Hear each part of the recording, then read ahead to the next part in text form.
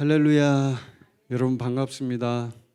지금 추석 명절 기간이죠. 지금이 추석 명절 기간에 이렇게 함께 또 예배드리게 돼서 너무 기쁘고 반갑습니다. 우리 옆에 있는 분들하고 한번 인사해 볼까요? 사랑합니다, 축복합니다. 이렇게 한번 옆에 있는 분들과 함께 인사해 보시면 좋겠습니다. 저도 여러분을 사랑하고 축복합니다.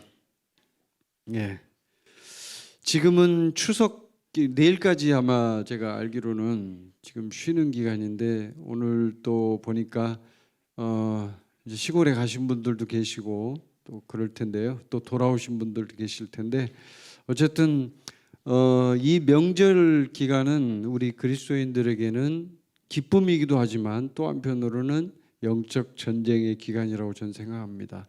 영적 전쟁, 왜 그런가? 좀 이따 이제 제가 그 부분을 좀 설명을 드릴 텐데, 하나님께서는 우리에게 정말 이런 모든 것들을 다 허락하시는 우리의 창조주 하나님이십니다.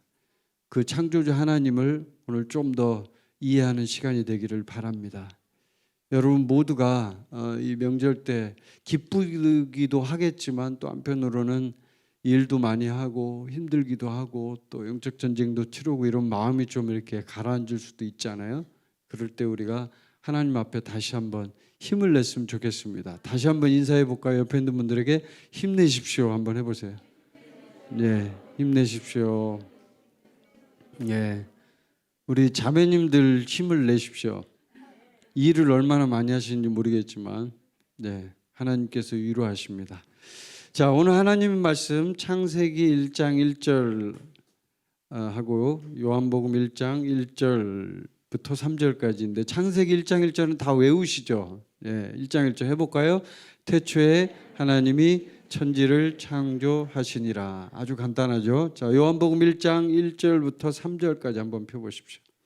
신약성경 요한복음 1장 1절부터 3절까지 비슷한 말씀인데 창세기하고 연결되어 있는 말씀이라고 할 수 있습니다. 요한복음 1장 1절부터 3절까지를 읽겠습니다. 태초에 말씀이 계시니라. 이 말씀이 하나님과 함께 계셨으니 이 말씀은 곧 하나님이시니라. 그가 태초에 하나님과 함께 계셨고 만물이 그로 말미암아 지은 바 되었으니 지은 것이 하나도 그가 없이는 된 것이 없느니라. 아멘. 요한복음에도 태초가 나오고 창세기에도 태초가 나옵니다. 저는 오늘 이 본문 말씀을 통해서 정말 이 본문이 사실은 정말 또 이거 말씀 설교하기 어려운 본문 중에 하나예요. 왜냐하면 이 본문이 너무나 많은 것들을 포함하고 있지 않습니까? 그래서 어렵습니다. 그러나 하나님께서 저에게 이제 이 추석 기간에 우리 영적 전쟁을 치르는 우리 그리스도의 군사들 또 형제 자매들에게 하나님이 이런 말씀을 통해서 우리에게 위로를 주시는 것 같아요. 그래서 오늘 이 말씀을 통해서 두 번째 창조란 무엇인가라는 제목으로 함께 은혜를 나누려고 합니다. 자, 오늘 본문 말씀, 태초에 하나님이 천지를 창조하시니라. 여러분은 이 사실을 믿으십니까? 태초에, 아주 먼 옛날에, 우리가 이해할 수 없는 그 옛날에 태초를 그렇게 얘기합니다. 영어에서는 in the beginning이라고 얘기하죠. 아주 시작에, 처음에. 그래서 제네시스란 말 자체가 이제 시작이란 뜻이 있어요. 시작. 근데 인간이 왜 이 부분에 대해서 생각해야 할까요? 왜냐하면 인간이 어디서 출발했고 어디서 왔는지에 대한 이 부분을 분명하게 인식하지 못하면요, 사람은 결국은 허무해지고 삶이 피폐해지고 어려워질 수밖에 없기 때문입니다. 여러분, 우리가 살면서, 저도 그랬지만 여러분도 그럴 거예요. 보통 이제 사춘기를 지나고, 또 우리 미라클은 사춘기가 없는데 이렇게 지나고 나면은 한 20대쯤 되면 보통 무슨 생각해요? 미래에 대한 걱정을 하죠. 나는 어떻게 살까? 난 앞으로 무엇을 하고 살 것인가? 나의 인생은 어떻게 펼쳐질 것인가? 나는 지금 어디에 와 있는가? 나는 도대체 어디서 왔는가? 나란 사람은 누구인가? 뭐 이런 수많은 질문들을 우리 스스로 하게 됩니다. 그럴 때 가장 우리 인간에게 내재되어 있는 가장 중요한 문제가 하나 있어요. 그건 뭐냐면 우리는 도대체 어디서 온 것인가? 이것 때문에 많이 사람들이 고민하고 힘들어합니다. 명절 때 사람들이 추석 때 특히 이제 영적 전쟁 우리가 많이 치른다 그랬잖아요. 영적 전쟁 치를 때 많이 그리스도인들이 힘들어하는 게 뭡니까? 바로 제사 문제예요. 제사를 지내냐 마냐, 참여하냐 마냐. 막 우리 교회에서 지금 이제 그 부분에 대해서 강력한 이제 영적 전쟁에 대한 부분들 얘기하고 거절해라, 거부해라, 이제 이런 부분들 영적 전쟁을 하고 있어요. 맞습니다. 분명히 제사는 영적 전쟁의 큰 소용돌이 속에 있는 우리가 정말 그것을 반드시 헤쳐나가야 할 그런 한 부분입니다. 그런데 왜 인간이 제사를 할까요, 여러분? 그거 해도 되고 안 해도 되고 뭐 그렇게 중요한 거 아닌 것 같은데 우리가 볼 때는 왜 인간은 그렇게 제사를 하려고 할까요? 왜 조상들에게 그렇게 해야만 그것이 예의이고 그것이 인간의 도리고 그것이 정말 중요한 일이라고 생각할까요? 심지어는 그것을 안 하는 사람들에게 너는 인간도 아니야 라고 이렇게 욕하는 그런 일들이 왜 일어날까요? 그것은 인간 속에 내재되어 있는 인간의 기원에 대해서 알고 싶은 욕망 때문에 그런 거예요. 그 욕구가 있기 때문에. 왜 제사를 지내요? 조상들에게 제사를 지내는 거예요. 조상은 뭐예요? 결국은 거슬러 올라가서 위로 올라가 보세요. 누가 나와요? 맨 위로 올라가면 누가 나와요? 아담과 하와가 나오죠. 우리는 잘 압니다. 그러나 안 믿는 사람들은 위로 올라가면 누가 있는지를 몰라요. 조상이 있다고 생각하죠. 자기 조상 누구누구. 결국은 한국 같으면 누가 나오냐면 곰이 나오겠죠. 네, 웃으시는데 아니 우리 신화에 그게 나오니까 곰이라 그러니까. 네. 하여튼 어쨌든 그렇게 올라가면 곰이 되는 거예요. 우리는 곰에서 태어난 인간이에요. 우리는 그렇게 되는 거예요. 그래서 그런 어떤 인간의 기원을 알고 싶어서 또 그것에 대해서 정말 소중하다라고 생각하니까 제사를 드릴 거 아닙니까? 제사를 하는 거 아닙니까? 근데요, 제사는 분명히 여러분이 아셔야 될 게 이것은 유교에서 나온 전통도 아니고 우리 민족이 갖고 있는 전통도 아니고요. 사탄 마귀가 이용하는 아주 교묘한 그런 속임수일 뿐입니다. 제사는 그래요. 사람들은 제사가 유교에서 나온 전통이라고 생각을 합니다. 그런데 제가 자료를 찾아봤어요. 일부러. 저 가만히 못 있잖아요. 이거 궁금하면. 찾아보니까요. 제사는 유교의 전통이 아니더라고요. 원래부터 있었던 미신적인 어떤 그런 인간의 전통적인 그 내재되어 있는 그것들을 해소하기 위해서 옛날부터 있어 왔던, 그러니까 그것도 우리가 조상한테 제사를 하잖아요. 근데 원래는 제사의 기원이 뭐냐면 조상한테 하는 게 아니에요. 그거는 사람이 만들어낸 거고요. 원래는 그 어떤 유명한 사람, 영웅들 혹은 왕 뭐 이런 사람들 있죠. 황제 이런 사람들에게 제사를 했답니다. 그러다가 이게 세월이 지나면서 좀 재미가 없잖아. 그러니까 자기하고 관계가 있는 위에 있는 조상들한테 제사를 지는 걸로 바뀌었대요. 근데 그거를 이제 유교에서 어떤 뭐 형식이나 이런 의식을 정형화시켜서 만드는 것이 제사라고 합니다. 결국은 제사가 알고 보면 아무것도 아니에요. 우리가 그냥 우리 인간이 갖고 있는 그 본능적인 도덕적인 그런 심리들을 건드려 주는 것일 뿐이에요. 왜 그래요? 살아계실 때 부모님한테 꼭 효도를 못한 사람이 죽고 나면은 그 제사를 지내려고 막 박 터지게 막 싸우고 난리를 치고 막 그럽니다. 왜요?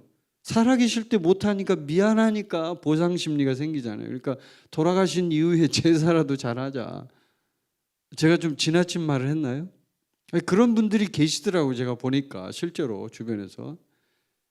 여러분 부모님께 효도는요 살아계실 때 하는 거예요. 성경적 진리는 뭐라고 말하냐면 부모님께 잘하라 그래요. 성경도 부모님께 잘못하라는 얘기 안 합니다. 절대로 부모님께 효도하라고 합니다. 부모님께 효도하면 장수한다고 합니다. 여러분 효도하세요. 그런데 언제까지? 살아계실 때까지. 돌아가시고 나면 그분은 이미 하늘에 가 있거나 아니면 저 땅으로 가 있거나 둘 중에 하나예요. 거기 그 제사하는데 거기에 와 있지 않습니다. 귀신 뭐 이런 말 쓰죠. 우리나라 말에 귀신. 예, 귀신. 뭐 이렇게 떠돌아다니다가 와가지고 거기서 뭐 음식을 먹는다 뭐 이런 얘기들 하는데 전부 다 그것도 마귀한테 제사를 하는 거예요. 그러니까 그 제사를 누가 받냐면 조상이 받는 게 아니고 누가 받는다? 마귀가 받는다. 그래서 제사를 잘못하다 보면 우리 그리스도인들 같은 경우에는 무슨 문제가 있냐면 영의 세계의 문제가 중요하잖아요. 우리는 영적인 세계에서는 이 악한 영이 이 그리스도인을 공격할 수가 있다 이 말이에요. 내가 제사를 드리는데 참여하고 절을 하고 거기에 뭐 적극적으로 동참하게 되는 경우에 그럼 어떻게 될까요? 마귀한테 문을 열어주는 거예요. 우리가 공부했죠. 네, 사탄 마귀에게 공격할 수 있는 합법적인 문을 열어주는 게 문을 탁 열어주고 너 공격해 하고 하는 거랑 똑같아요. 그래서 우리가 그렇게 제사에 대해서 강경하게 제사하지 마라, 참여하지 마라, 근처도 가지 마라 하는 얘기가 바로 그런 거예요. 그러면 자 보세요. 성경에 보면은 이 태초에 대한 부분들이 이제 오늘 창세기 1장 1절 태초에 하나님이 천지를 창조하시니라 이렇게 말씀을 하고 있어요. 자, 그 태초 인간의 기원 인간은 그 태초에 시작됐다라고 볼 수 있습니다. 근데 그 태초라는 것이 과연 언제부터인가 이런 부분도 우리가 질문이 될 수 있겠죠. 근데 중요한 건 그러면 그 태초를 만드신 분은 누구일까? 우리 인간을 창조한 분은 누구일까? 이런 또 질문이 있겠죠. 여러분 아시죠? 인간은 누가 창조했어요? 바로 우리가 믿는 신 하나님이 창조했어요. 조상님이 창조한 것도 아니고 또 곰이 창조한 것도 아니고요. 네, 우리가 알고 있는 어떤 지식에 있는 범위에서 벗어나는 거예요. 이거는 성경에 있는 말씀에 있는 내용이죠. 그래서 우리가 성경 말씀을 따라가는데 성경 말씀은 이 세상에 있는 어떤 책보다도 가장 놀라운 책이에요. 이 세상에서 최고의 베스트셀러 바이블 성경이에요.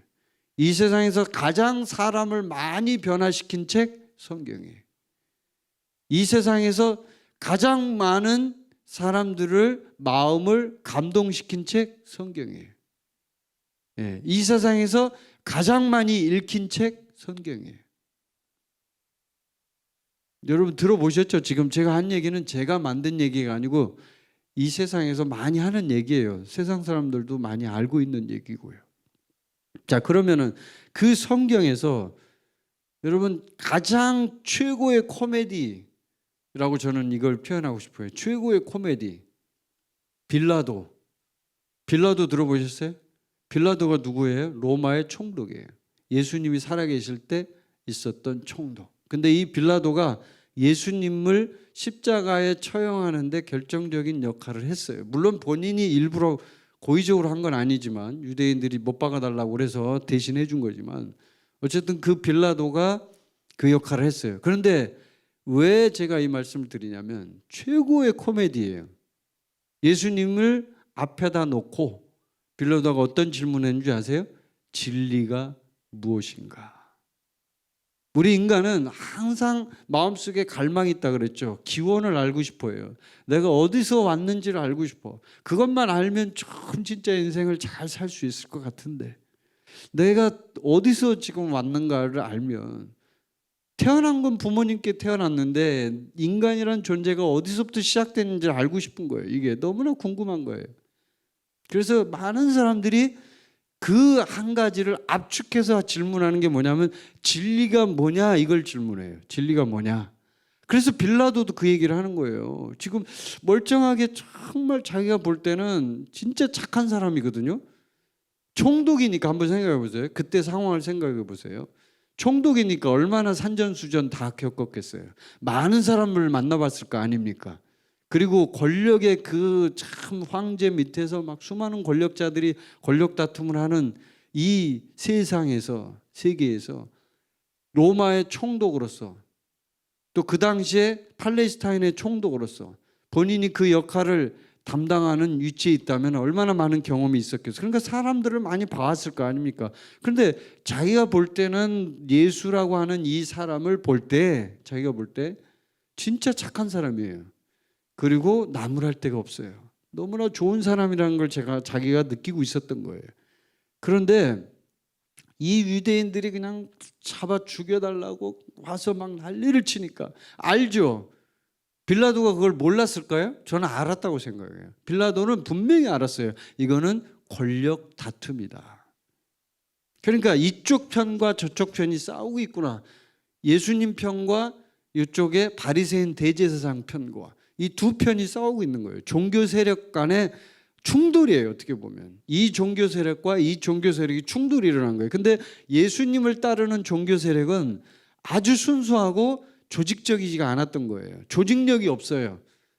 무슨 협회도 없고 무슨 교단도 없고 없잖아. 아무것도 없잖아요. 뭐가 있어? 그냥 정말 평범한 평민들이, 그냥 백성들이 예수님 좋아서 쫓아다니고 막 따라다니고 막 예수님이 병 고쳐주니까, 낫게 해주니까 기뻐가지고 막 웃고 기뻐하고 즐거워하고 너무나 이렇게 했던 그냥 그런 무리들이에요. 그런데 이쪽 대제사장 무리를 어떤 사람들이에요? 조직적이에요. 굉장히 치밀하고 또 그 안에 위계 질서가 있어요. 위에 리더가 있고 밑에 또 부 리더가 있고 뭐 다양한 직급들이 있어가지고 이 사람들이 움직이는 그런 조직체예요.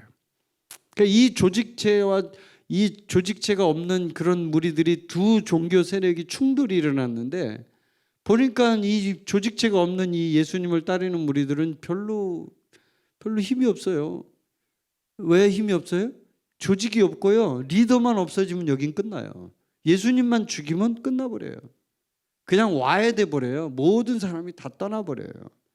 심지어는 12제자 중에 베드로도 예수님이 죽어가고 있으니까 예수님을 부인했어요. 그 수석 제자라고 하는 베드로조차도 예수님을 부인했다고요. 그런 정도니까 얼마나 조직이 없으면, 힘이 없으면 그렇겠어요. 그러니까 이 모든, 제가 지금 말씀드린 이 모든 사항을 빌라도가 알았을까요? 몰랐을까요? 저는 분명히 알았다고 생각해요. 그 정도로 충분히 알 만큼 똑똑한 사람이었어요, 빌라도가. 그런데 빌라도가 예수님을 여기다 세워놓고 지금 앞에다가 재판을 하는데, 이게 최고의 코미디라니까요.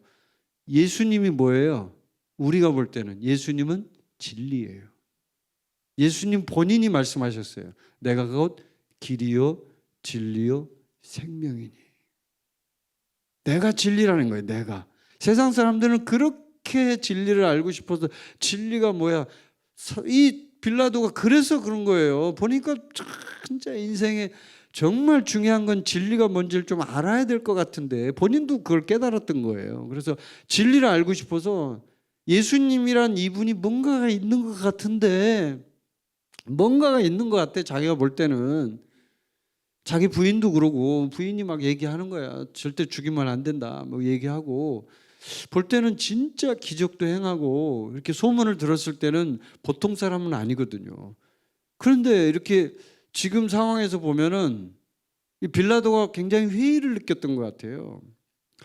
이 사람이 굉장히 능력이 있던데 좀 한번 멋지게 탁 해가지고, 무력으로 해가지고 이놈들하고 싸워서 좀 이겨보지. 어쩌면 속으로 그렇게 생각했을지도 몰라요. 요 바리새인들 대제사장들, 저쪽에 있는 이스라엘 그 왕들 전부 다 싹 다 그냥 처단해 버리고, 딱 일어나면은 내가 딱 이 사람하고 협상을 해갖고 다시 빌라도는 일단 그쪽에 이제 총독이니까 해볼 수도 있지 않을까, 이런 생각했을지도 몰라요. 그런데 허무하게 십자가에서 지금 죽게 생긴 거야. 지금 자기가 지금 그 칼자를 쥐고 있잖아요. 내가 이 사람을 죽일 수도 있고 안 죽일 수도 있는 거예요.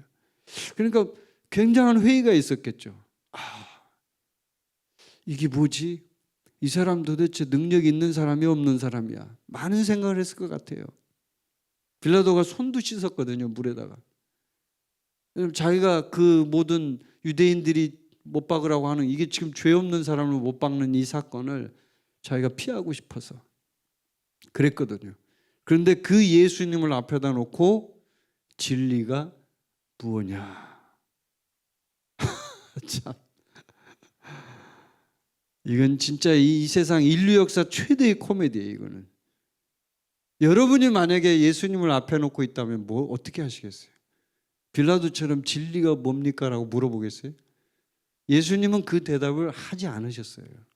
진리가 뭐냐고 물어봤으면 대답을 해주실 법도 한데 대답 안 해주셨어요. 왜요? 본인이 진리니까요. 이거는 인간은 진리를 어떤 정형화된 틀, 이론, 이데올로기, 사상으로 진리를 받아들이려고 해요. 근데 예수님은 진리를 어떻게 우리에게 주고 싶어요? 생명 자체를 통째로 띄어서 그냥 주고 싶은 거예요. 우리는 제가 하는 얘기를 다시 한번 생각해 보세요. 굉장히 중요한 얘기인데 우리는 항상 어떤 진리를 추구할 때, 인간의 기원을 알고자 할 때 그 인간의 기원을 어떤 이론과 사상을 속에서 있는 그런 아주 획기적인 그런 이론을 통해서 우리가 그것을 받아들일 수 있다고 생각해요. 저도 많이 그랬어요, 옛날에. 그런데 하나님은 완전히 다른 방식으로 오셨어요. 인간은 그렇게 생각을 하거든요. 그래서 진리가 뭐냐고 물어보는 거예요, 빌라도가. 뭔가 정말 획기적인 한마디를 해주길 바라는 거예요, 쉽게 말하면. 이 말을 한번 딱 하면 우리 말로 하면 그냥 뿅 가는, 진짜 엄청난 이야기를 한마디 던지고 싶은 그런 얘기일 것이다 이렇게 생각하는 거예요, 인간이. 그런데 예수님은 한마디도 하지 않았어요. 왜냐하면 예수님 자체가 진리니까요. 그래서 하나님은 생명을 통해서 우리에게 그걸 주기를 원했어요. 예수님 자체를 그냥. 이 예수님이라고 하는 인격체를 그냥 그대로 주고 싶은 거예요. 여러분, 우리는 인생에서 정말 예수님을 만난 게 최고의 인생의 행복이라는 걸 깨달아야 합니다. 예수님이라는 한 분을 만난 거는 우리 인생의 최고의 행복이에요. 우리 인생의 최고의 선물이에요. 아멘. 여러분은 그분을 만난 것만 해도 인생 수지 맞은 거예요. 이 세상에는 수많은 사람이 있어요, 여러분. 수없이 많은 사람이 이 세상에서 태어났다가 죽었어요. 2000년 역사만 해도, 신약시대 2000년 역사만 해도 정말로 많은 사람이 이 세상에 태어났다가 죽었어요. 그런데 그 많은 사람 중에 제가 한번 여러분에게 묻겠습니다. 예수님보다 더 좋으신 분이 있던가요? 예수님보다 더 좋은 사람이 있던가요? 손선미가 더 좋아요? 아니죠. 손선미는 거기에 발바닥에 진짜 신발끈도 못 풀어요. 심내 요한의 말대로 하면. 예수님만큼 좋은 분이 없어요. 여러분, 진리를 추구할 때 빌라도처럼 그렇게 하지 마세요. 빌라도처럼 진리가 뭐냐고 물어보지 마세요. 진리는 생명이에요. 그래서 진리는요, 이렇게 말해요. 내가 곧 길이요 진리요 생명이니, 이렇게 얘기해요. 진리는 반드시 생명과 함께 가요. 이게 하나님의 원리예요. 근데 인간은 그 진리를 무언가 획기적인 어떤 사상으로 전달받기를 원해요. 여기서 문제가 발생을 하는 거예요. 다소에 있던 사울, 여러분 잘 아시죠? 사울 바울이 됐죠, 나중에. 처음에 사울이 그리스도인들을 핍박하고 막 이렇게 할 때 사울도 나름대로는 굉장히 열심히 했던 사람이에요. 이 사람은 그냥 보통 사람 아닙니다. 종교적으로 뛰어난 사람이에요. 그리고 자기가 핍박하는 이 일에 대해서도 진짜 확신을 가지고 나는 지금 옳은 일을 하고 있는 거야. 진짜 중요한 일을 하고 있는 거야. 이렇게 생각하고 그리스도인들을 핍박했습니다. 그런데 이 다소의 사울이 그렇게 생각하는 것과 완전히 정반대로 하나님, 물론 이 다소의 사울이 다른 종교를 믿었던 건 아니에요. 역시나 우리가 믿는 그 하나님, 똑같은 그 하나님을 믿었던 사람입니다. 근데 뭘 오해했냐면 예수님을 몰랐던 거예요. 오늘 제가 여러분에게 말씀드리고 싶은 것은 두 번째 창조예요. 두 번째 창조. 두 번째 창조의 핵심적인 한 분, 그분은 바로 예수 그리스도예요. 첫 번째 창조는 아담이었어요. 아담. 그래서 우리 인간의 기원은 아담에서부터 시작하는 거예요. 아담을 알면 인간을 알 수 있어요. 아담을 알면 우리의 모든 실체를 알 수 있어요. 그래서 태초를 이해하는 게 굉장히 중요합니다.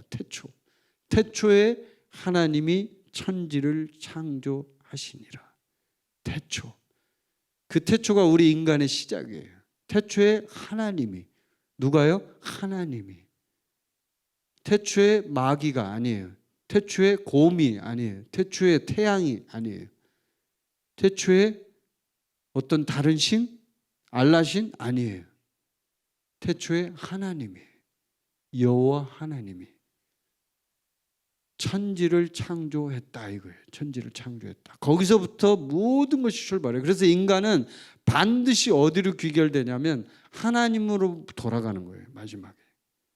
하나님으로부터 비롯됐고 하나님으로 돌아가는 거예요. 하나님을 찾게 돼 있어요. 인간은 마지막에 결국 죽음과 마지막 인생의 끝이 올 때는 결국 하나님을 찾게 돼 있어요.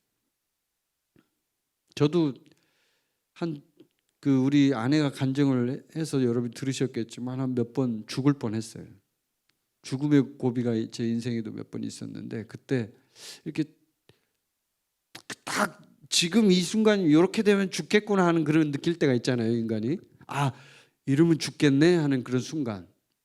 안 느껴보신 분도 계시고 뭐 느껴보신 분도 계시겠지만 그럴 때 막 필름이 돌아가잖아요. 이렇게 과거부터 지금까지 쫙 돌아가면서 그 회상을 할 때 이렇게 생각을 해보면 뭐가 생각이 제일 많이 나냐면 나를 만드신 창조주 하나님에 대한 생각이 딱 드는 거예요. 그러니까 나는 누구인가에 대한 생각이 들고 그 다음에 나를 지으신 하나님에 대한 생각이 드는 거예요. 이게 굉장히 중요합니다. 왜냐하면 내가 결국은 죽을 때는 나를 창조한 하나님께로 돌아가는 거예요. 그게 마지막 끝이에요. 끝. 내가 돌아가야 돼. 거기서 무언가 심판을 받아서 이쪽으로 가든 저쪽으로 가든 이거는 이제 스토리지만 결국은 우리가 하나님께로 다시 돌아가야 된단 말이에요. 끝에는. 그래서 그런 생각들이 쫙 오는데요. 태초에 하나님이 천지를 창조했다는 게 바로 그거예요. 우리가 이걸 제대로 이해하면 우리 인생은 완전히 새로운 인생이 시작될 수 있어요. 태초를 제대로 이해하면 태초. 근데 요한복음 오늘 말씀 봐봐요. 거기에 보면은 태초가 또 나와요. 또 태초에 말씀이 계시니라. 이 말씀은 하나님과 함께 계셨으니. 이 말씀이 하나님과 함께 계셨어요. 근데 이 말씀은 곧 하나님이시니라. 말씀이 뭐예요? 하나님이죠. 말씀은 또 다른 이름이 뭐예요? 예수 그리스도. 예수 그리스도가 태초에 계셨다는 거예요. 하나님과 함께 계셨다는 거예요. 그리고 그 예수님이 하나님이라는 거예요.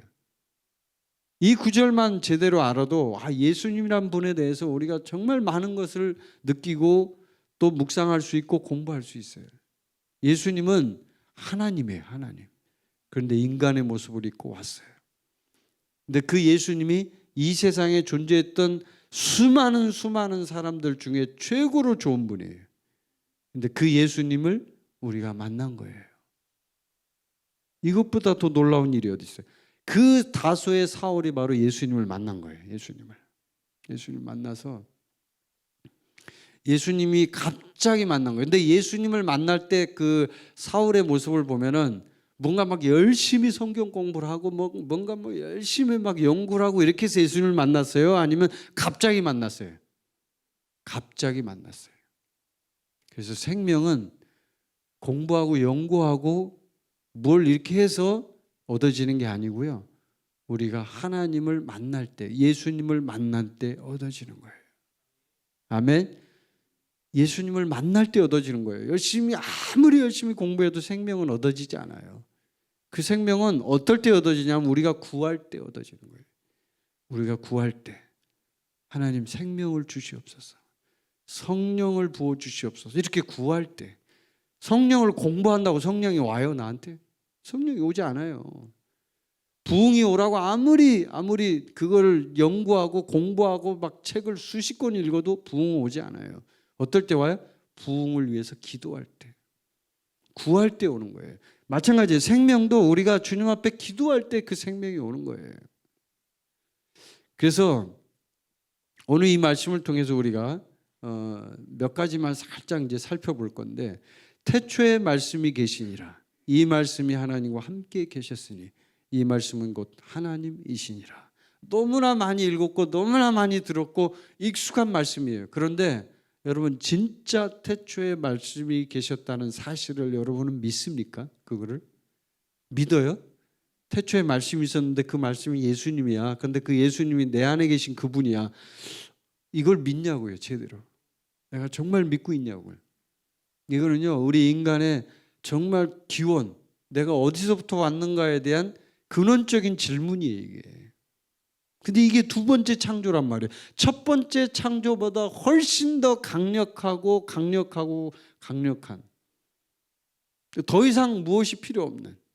첫 번째 창조는 아담을 창조해가지고 하나님이 아담이 죄를 짓고 타락하고 실패할 거라는 걸 하나님이 알고 계셨어요. 하나님은 그런 분이에요. 알고 있는데도 아담을 창조했어요. 그래서 어떤 사람들은 알고 있는데 그러면 왜 창조했냐 이런 질문할지 모르지만, 하나님은 알고 있어도 어쨌든 하나님은 인간을 사랑하시고 그 인간을 위해서 모든 걸 다 준비해 놓으시는 완벽한 하나님이에요. 그래서 인간이 타락할 걸 아셨는데도 인간을 창조했어요. 그래서 결국 그 이후에 쭉 시간이 흘러서 예수님을 보내주신 거예요. 그게 바로 두 번째 창조예요. 우리가 너무나 잘 아는, 다른 말로 새 창조, 다른 말로 새로운 피조물. 그래서 우리가 새로운 피조물인 거예요. 새로운 창조가 됐기 때문에. 그냥 단순히 이론적으로 뭐 성경 공부해가지고 성경에 이렇게 믿으라 하니까 믿어 하고 이렇게 이론적으로 공부해갖고 믿어가지고 구원받는 거 아니에요. 그렇게 해서 생명을 얻는 게 아니에요. 생명을 어떨 때 얻어요? 내가 그 생명을 구할 때 그 생명이 내 안으로 들어오는 거예요. 아멘. 생명은 들어오는 거예요. 그냥 안으로. 이거를 이론적으로 설명해서 알 수가 없다니까요.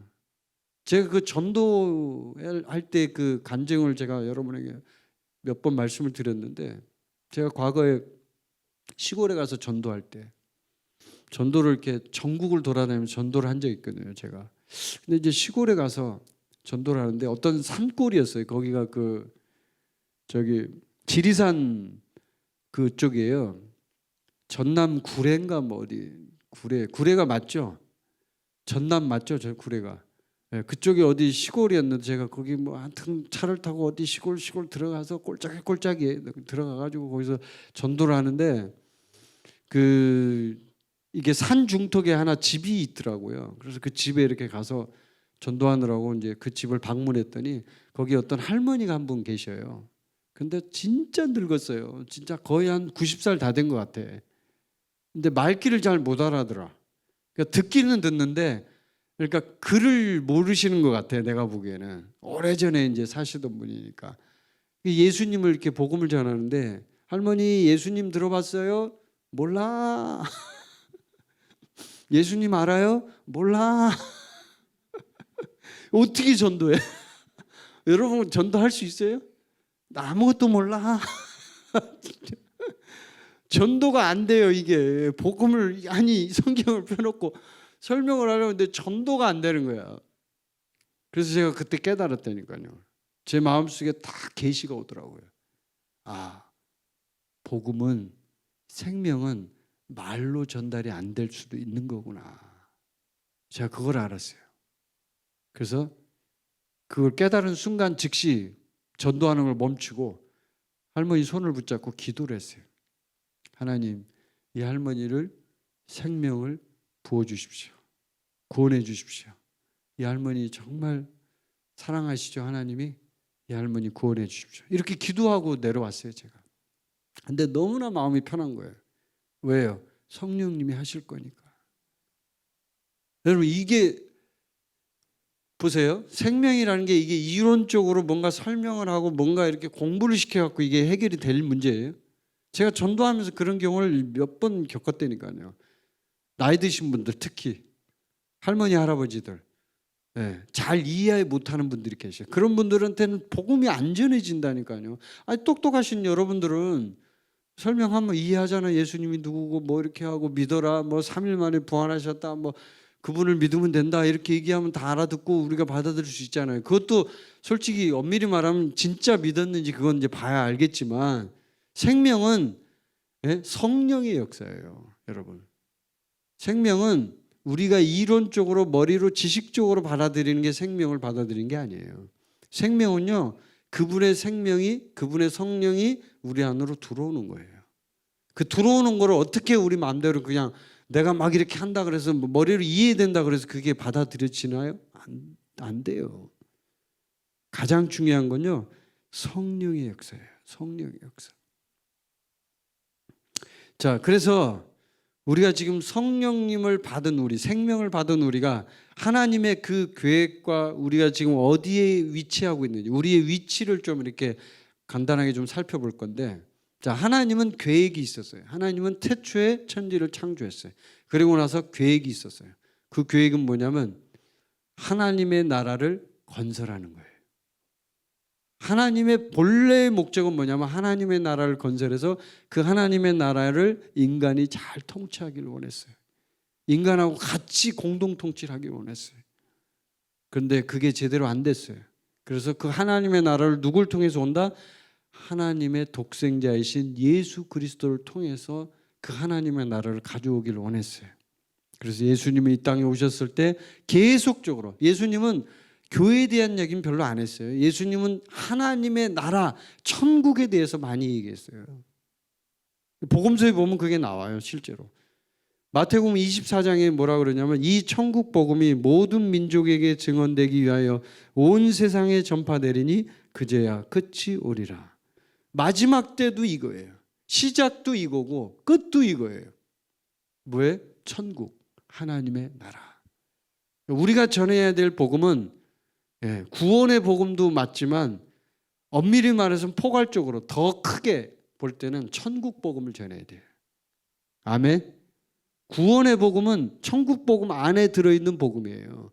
천국 복음은 구원의 복음을 포괄적으로 품고 있는 거예요.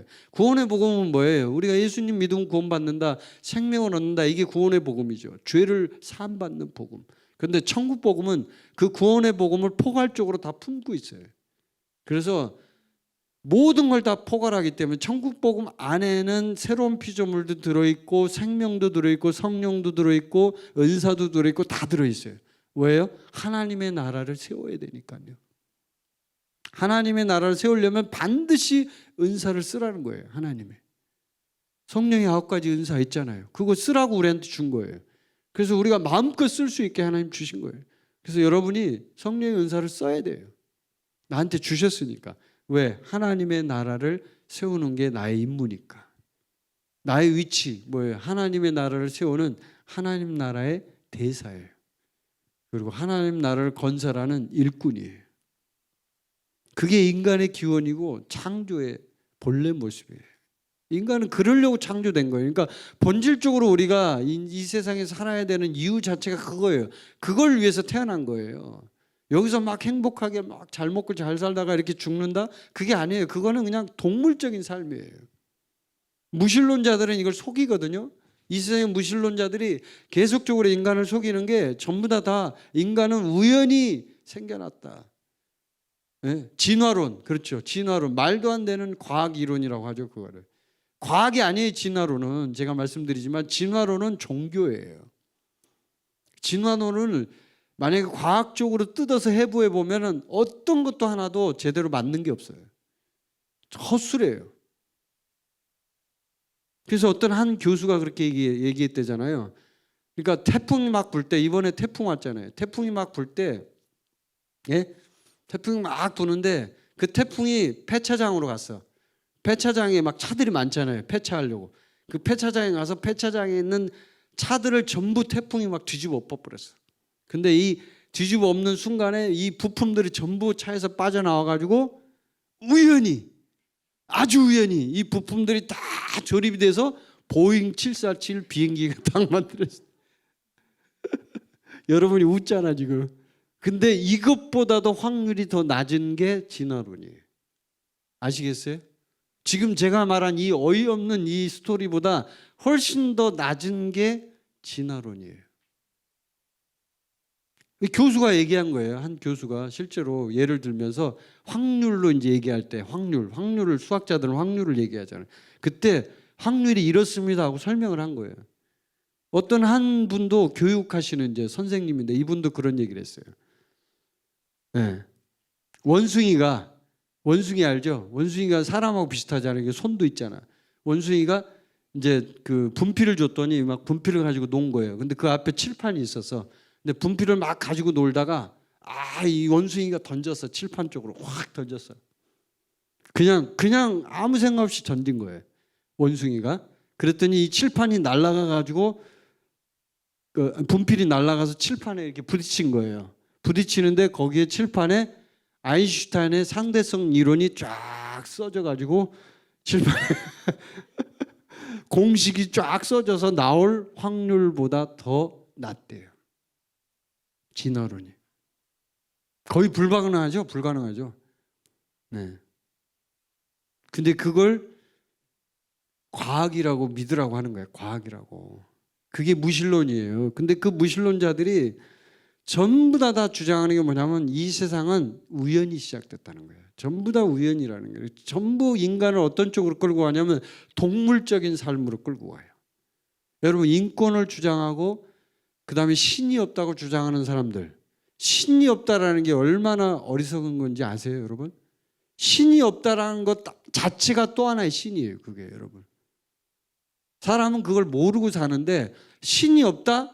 그럼 무신론이라고 생각하죠? 여러분 무신론도 종교예요. 이 세상에는 무언가 내가 의지할 곳이 없으면 인간은 살 수가 없어요. 나를 의지하든 누구를 의지하든 부모를 의지하든 내 함께 있는 배우자를 의지하든 뭔가를 의지해야 사람이 사는 거예요. 근데 무신론? 말이 됩니까? 무신론도 종교예요. 결국은 무신론은 자기를 믿는 거예요. 결국 그래서 그 무신론자들이 주장하는 삶의 모습을 보면 전부 뭐냐면 동물적인 삶이에요. 네가 본능적으로 살아. 네 하고 싶은 대로 살아. 본능적으로. 여러분 본능적으로 인간이 살면 이 세상은 어떻게 될까요? 그냥 네 하고 싶은 대로 살아. 너 먹고 싶으면 먹고 네가 원하는 대로 몸이 원하는 대로 해. 그대로 해. 이러면 어떻게 될까요, 여러분? 어떻게 될까요? 난리가 나죠. 이거는 아마 짐승보다 더 악한, 그러니까 짐승도요 하나님이 만들었기 때문에 생각해 보세요. 짐승도요 규칙이 있어요. 네? 사자도 풀을 먹지 않아요. 네? 소도 고기를 먹지 않아요. 소는 풀만 먹어요.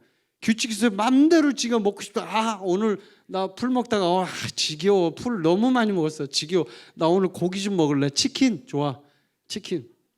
우리 미라클 애들이 좋아하는 치킨. 이거 하나씩 이렇게 먹고 그렇게 할까요? 소가? 안 하죠. 근데 인간은 그런단 말이에요. 인간에게 무신론자들이 진화론을 가르치는 사람들이 네 몸이 원하는 대로 해. 네가 원하는 대로 해. 끝은 멸망이에요. 근데 우리가 하나님 안으로 가면 뭘 알 수 있어요?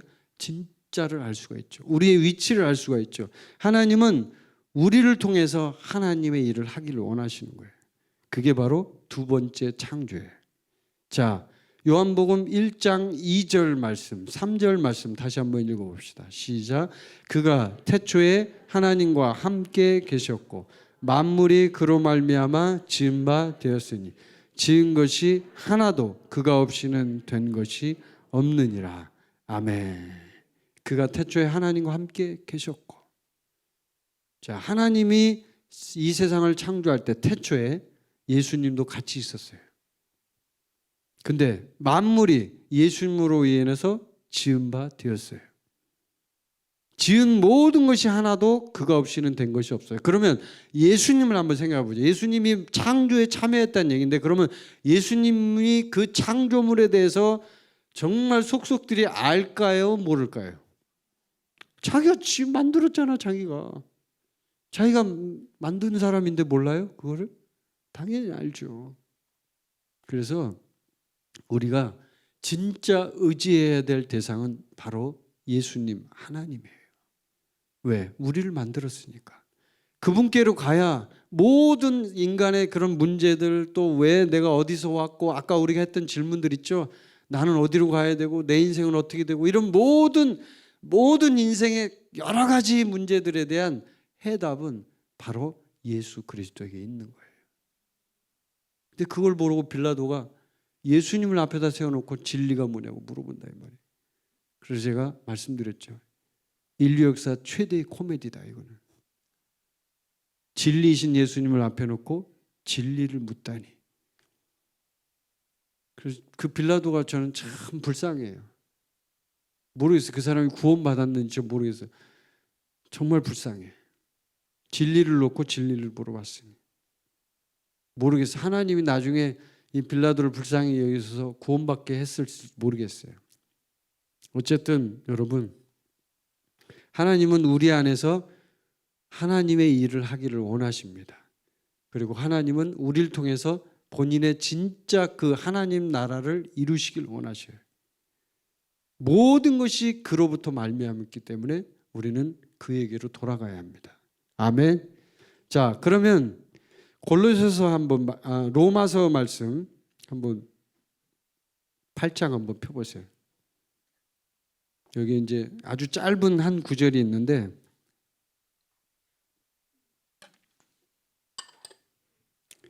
로마서 8장 19절 말씀. 19절 말씀 여러분이 많이 보신 말씀인데 이 말씀 한번 같이 한번 읽어보도록 하겠습니다. 로마서 8장 19절 시작.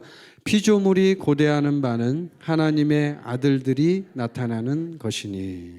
아멘.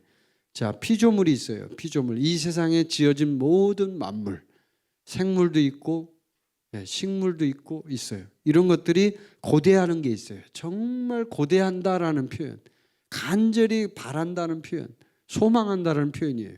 고대하는 바는 뭐라고요? 하나님의 아들들이 나타나는 것이. 왜 이들이 이렇게 고대를 해요? 왜 그렇게 이 피조물들이 하나님의 아들들이 나타나기를 간절히 고대하는 것인가요? 뭐 때문에요? 뭐 때문에? 하나님의 아들들이 나타나면 그 모든 저주가 풀리기 때문에. 아멘. 그러면 하나님의 아들들 누구예요? 누구예요? 우리예요. 나의 나. 우리. 아멘. 나는 하나님의 아들이에요. 맞습니까, 여러분? 아닌 것처럼 시치미를 뚝 떼고 지금 나는 아니야 하는 것처럼 표정이 다 그런데 추석 때 지금 송편을 먹고 좀 뭘 잘못 드셨나? 여러분 하나님의 아들들이에요. 저 하늘에 있는 하나님의 아들도 있지만 우리가 하나님의 아들이에요. 그럼 그 하나님의 아들이 나타나는 것을 피조물이 간절히 고대한다는 얘기는 분명히 우리가 뭔가 해야 될 일이 있겠죠. 그렇죠? 그러니까 이렇게 고대를 할 거 아니에요. 제발 좀 와. 제발 좀 와. 이 얘기잖아요. 피조물이 간절히 고대한다 이 말이에요. 그게 뭐예요? 우리 안에서 하나님의 아들의 모습을 보기를 원하는 거예요. 뭐라고요? 우리를 통해서 하나님의 아들의 모습을 보기를 원한다고요. 피조물들이. 그래야만 그걸 통해서 하나님도 보기를 원하고 피조물들도 보기를 원해요. 그래야만 회복이 일어나요. 회복. 진짜 회복. 이 세상의 회복은 바로 거기서부터 시작되는 거예요. 내가 예수 그리스도의 모습으로 이 세상을 살아가면서 예수님을 그대로 나타날 때 이 세상은 회복되고 이 세상은 달라지기 시작하는 거예요. 아멘. 달라지기 시작하는 거예요. 그래서 우리는 예수님을 나타내는 사람들이에요. 아들의 모습을 나타내는 사람들이에요. 그래서 예수 그리스도를 성경에서 뭐라고 하냐면 마지막 아담이라고 표현합니다. 그리고 우리를 보고 새로운 피조물, 뉴 크리에이션, 새로운 피조물. 우리가 새로운 피조물이에요. 왜냐하면 새로 태어났으니까. 예수 그리스도의 생명을 받은 사람들이니까. 그래서 우리는 우리의 생명으로 사는 게 아니고 예수님의 생명으로 사는 거예요. 그럴 때 진짜 본질적인 게 이제 시작되는 거예요. 이게 시작이 되는 거예요. 이게 이제 비로소. 여러분은 왜 교회에 오세요? 여러분 왜 교회 다니세요? 여러분은 왜 교회에 와서 예배에 참석하세요? 엄마가 가라 그랬어요? 여러분 스스로 오셨어요? 예, 아빠가 막 강제로 가래요? 아니면 여러분 뭔가 축복을 받기 위해서 오셨어요? 축복 많이 받아가지고 좀 인생을 잘 살고 싶어서 오셨어요? 아니에요. 교회는 그것 때문에 오면 안 돼. 교회에 오는 목적 분명해야 돼. 우리가 교회에 모이는 목적 분명해야 돼. 예수님을 만나기 위해서 오는 거예요. 누굴 통해서? 다른 형제를 통해서 예수님을 만나기 위해서. 옆에 있는 분 한번 봐보세요. 옆에 있는 분 한번 쳐다봐 보세요. 그분이 바로 예수님이에요. 우리가 그토록 고대하고 그토록 사모하고 그토록 만나고 싶어하는 그분이 바로 옆에 있는 그분이 바로 예수님이에요. 예수님을 나타내는 분이 바로 그분이니까. 그래서 우리가 교회에 올 때는 가장 중요한 게 예수님을 보기 위해서 와야 돼. 예수님을 만나기 위해서 와야 돼. 교회 찬양이 좋아요. 한가족교회는 뭐 말씀이 좋아요. 그거 중요한 거 아니에요. 진짜입니다. 그게 중요한 게 아니에요. 교회는 예수님을 만나기 위해서 와야 돼요. 예수님을 만나기 위해서 교회 오지 않으면 여러분 잘못 지금 짚은 거예요. 진짜 우리가 교회에 올 때 예수님을 만나기 위해서 와야 돼요. 나는 오늘 교회 예수님 만나러 가. 거기에 많은 예수들이 있어. 그리고 예배 드릴 때 진짜 예수님이 오셔. 네. 자, 옆에 있는 분에게 인사 한번 해봅시다. 작은 예수님 사랑합니다. 네. 옆에 있는 분이 예수님이에요. 좀 뭔가 좀 느낌이 다르죠? 예수님이라고 그러니까 이 자매가 예수님이야? 이 형제가 예수님이야? 예수님 같이 보이지 않는데? 그럴 수도 있죠. 예수님 같이 보이지 않을 수도 있죠. 그러나 그거는 지금 우리가 아직 부족해서 그래요. 예수님을 더 닮아가고 예수의 생명이 나타나기만 한다면 점점 달라지겠죠. 점점 더 좋은 모습으로 변화되겠죠.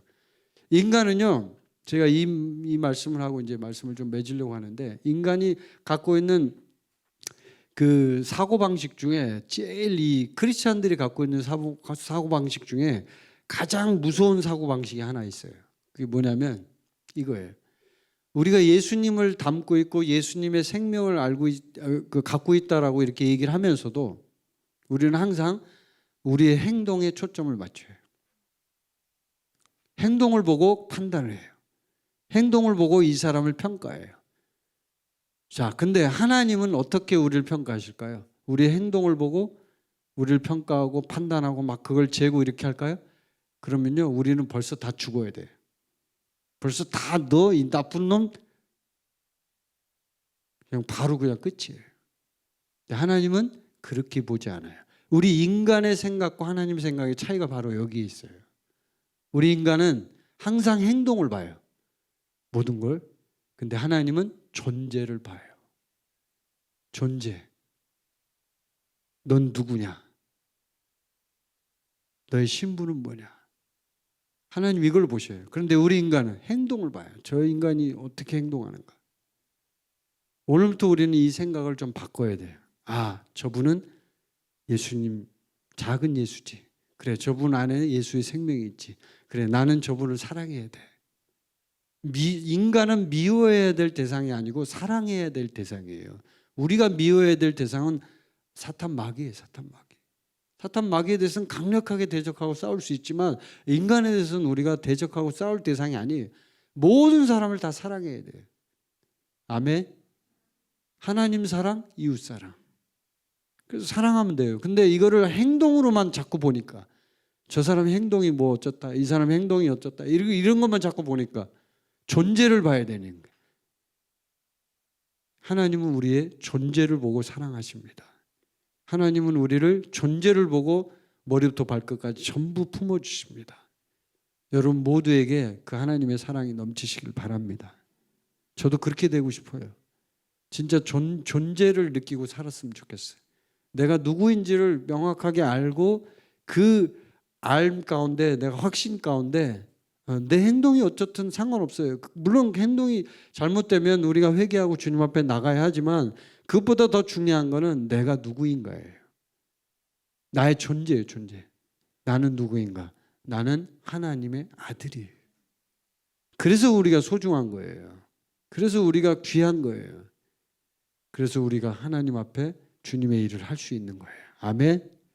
여러분 모두가 하나님 안에서 이제 예수님 중심으로 교회에서 예수 그리스도를 나타낸 여러분이 되시길 바라고, 오늘 제가 이제 이런 부분들 굉장히, 사실 오늘 전한 말씀은 이걸 좀 더 많이 풀어서 설명을 해야 돼요. 어려운 주제예요. 사실은 심오한 얘기고 철학에서 얘기하면 막 말장난하기 좋은 주제예요 이게.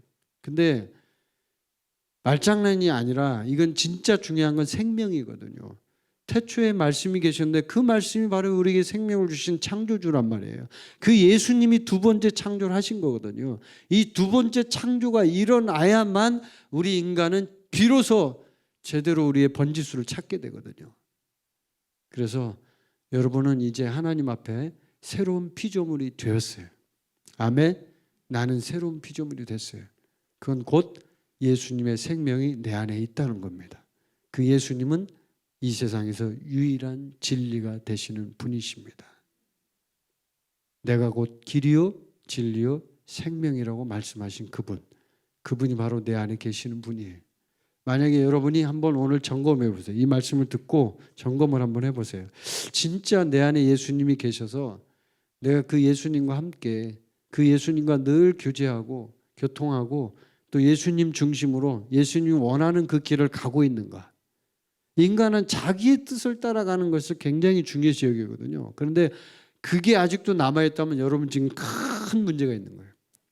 우리는 항상 주인의 뜻을 따라가는 사람들이에요. 아멘. 주인의 뜻을 따라가지 않으면 여러분 지금 잘못된 길을 가고 있는 거예요. 주인의 뜻을 따라가야 된다 이 말이에요. 예수님의 뜻을 따라가야 된다 이 말이에요. 정말 내가 주님의 뜻을 따라가고 있는지 다시 한번 돌아보는 시간이 됐으면 좋겠고, 또 명절 때 여러분 생각해 보세요. 복음을 전하는 이 길이 얼마나 귀한 일인지를 한번 생각해 보세요. 아, 내가 예수의 생명을 전해야 되는구나. 그렇다면 그 생명은 이론과 어떤 공부로 전해지는 게 아니에요. 생명은 내가 그냥 전달하는 거예요. 그대로. 내가 전달하는 거예요. 그래서 내가 예수님처럼 그런 생명을 나타낼 수 있다면 그 사람들은 예수님을 보는 거예요. 나를 통해서. 근데 내가 예수님처럼 못 전한다면 그 사람들은 예수님을 못 보겠죠. 그래서 이 기독교, 지금 현대 기독교가 가장 문제가 있는 게 그거잖아요. 예수님을 봐야 되는데 교회에서 예수님을 보는 게 아니라 육신을 보잖아요. 죄를 보고 수많은 죄악과 잘못된 것들을 보잖아요. 교회에서 진짜 예수님을 봐야 되는데 그게 문제인 거잖아요. 우리도 마찬가지예요. 남을 이렇게 뭐 다른 교회가 있고 우리 교회는 아니다 이런 그렇게 시침이 뚝 될 그게 아니라 우리도 그럴 수 있다는 거죠. 그렇다면 우리도 예수 그리스도를 나타내는 사람이 돼야 되는 거예요. 그렇지 않으면 우리도 실수하고 있는 거예요. 그 빌라도하고 다를 바가 뭐가 있어요? 앞에다 예수님을 놓고 진리가 뭐냐고 물어보는. 다를 바가 없죠. 내 안에 예수님을 품고서 진리를 나타내는 삶을 살지 않는다. 그럼 이건 지금 잘못된 길을 가고 있는 거잖아요. 전혀 엉뚱하게 가고 있는 거잖아요. 그러니까 하나님의 뜻에 반대로 가고 있는 거잖아요. 그래서 여러분 모두와 제가 정말 주님의 뜻대로 우리의 인생을 가기를 간절히 바랍니다. 예수님의 가르침대로 그 길을 갔으면 참 좋겠습니다. 여러분 모두에게 이 추석 명절에 하나님의 그런 은혜가 임하시길 바라고요. 늘 하나님의 은혜와 생명이 넘치시길 바랍니다. 성령의 충만함이 임하길 바랍니다. 명절 때 괜히 막 시간을 헛되게 보내지 마시고 주님 앞에 조용히 기도 한번 해보세요. 성경 읽고 이렇게 한번 해보세요. 그러면 얼마나 값진 시간이 되겠습니까? 그런 축복이 내일까지 휴가인데 그런 축복이 여러분에게 임하기를 바랍니다. 기도하겠습니다. 하나님 아버지 감사합니다. 오늘 우리가 하나님 앞에 생명 되신 그 예수 그리스도, 새로운 창조로 나타나신 그 예수 그리스도, 그 예수 그리스도를 증거하며 함께 나눴습니다.